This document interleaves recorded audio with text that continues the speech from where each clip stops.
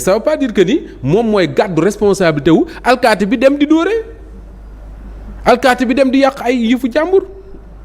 maintenant lenn moo doon moom la Ousmane Sonko doon def ñu ne responsabilité am la mooy bu ñooñu defee loolu ba pare mu protéger leen wala mu bañ leen a sanctionner wala mu bañ a def dara pour que ces gens là soient sanctionnés su boobaa ñu ne responsabilité am la parce que bu leen sanctionné woon keneen du ko defaat moo tax may wax ne ce qui s'est passé en 2021-2024 responsabilité wu alkaati yi doon violenter nit ñi la mais responsabilité wu régime Macky Sall la ak régime bii fi nekk parce que bu ñu sanctionné woon xëy na duñ ko répété waat donc le fait de ne pas sanctionner mooy la responsable de l'autorité politique mais une autorité politique mais je dis même pas c'est ton droit mais c'est ton devoir boo déggee ne waxuma sax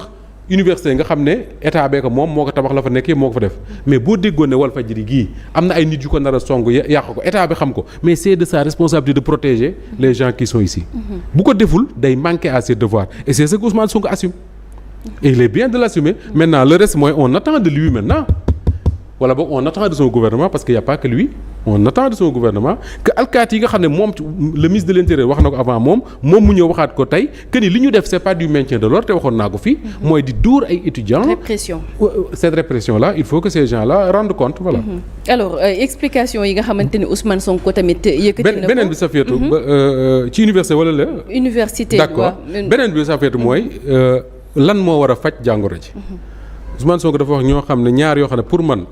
et d'ailleurs sax defe naa y a même un député de l'opposition qui dit qu'il est d'accord avec ça je crois que c'est un député de l'opposition ou de Pastef mooy ñaari solution yoo xam ne pour man mënul ñàkk. muy lan on ne peut pas faire l'économie de ça bu ñu ko ragal mooy université de installer fa commissariat de police. maintenant soo fa installer commissariat de police nag beneen difficulté day am mooy il faut faire de telle sorte que mu nekk un commissariat avec un commissaire avec des policiers yoo xam ne seen bopp yi dañ leen di formater defar leen ba ñu mën a dund ak étudiants yi sinon cohabitation bu compliqué lay doon man foofu laa ci amee crainte c'est-à-dire que est-ce que dinañ mën a cohabiter mais bu fekkee ne l'État peut prendre toutes les garanties pour que la police mën a cohabiter ak les étudiants dans le campus man pour moi il faut le faire parce que on ne peut pas être dans un pays boo xam ne depuis 1968 peut-être même avant à chaque fois qu'il y a grève ñu yàqal ça fait est-ce que xam nga au ministère des finances bii quand il y a grève des étudiants ñoom ci nen la ñuy toog parce que dañuy dépenser ay milliards pour fay ay restaurants réhabiliter nangam defar le ministère des finances doon ba gars yi defar ba jekk ci 24 heures wala lu ko mënul étudiants yi parce que ils ne sont pas contents ñu yàq yëpp tu recommences à zéro mais loolu jusqu'à quand ñaar moo mën a am que ñu réussir à mettre dans la tête des étudiants que ni loolu mënul continuer ñoom ñu décider bàyyi ko wala tu installes là-bas un commissariat de police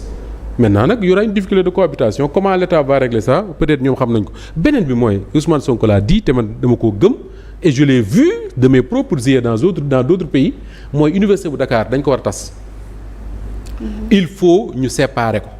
tey jii la man su ma nekkoon di décider parce que je décide pas je n'ai pas tous les renseignements je parle par rapport ak niveau bi ma nekk man faculté des lettres laa nekkoon mais man dama gëm ne la faculté des lettres moom la ñu war a njëkk a simple yóbbu ko jëm ñaaju ci université yi nga gis ci àdduna bi yëpp da ngay gis faculté bii nekk fii bii nekk dans une autre commune extra et d'ailleurs l'État est en train de le faire depuis Macky Sall université Sine Saloum bii ñuy tudd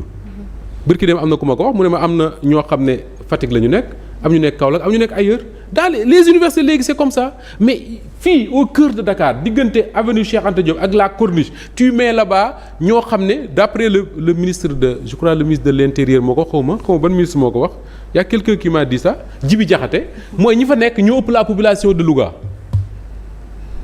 fii université Dakar c'est-à-dire que diggante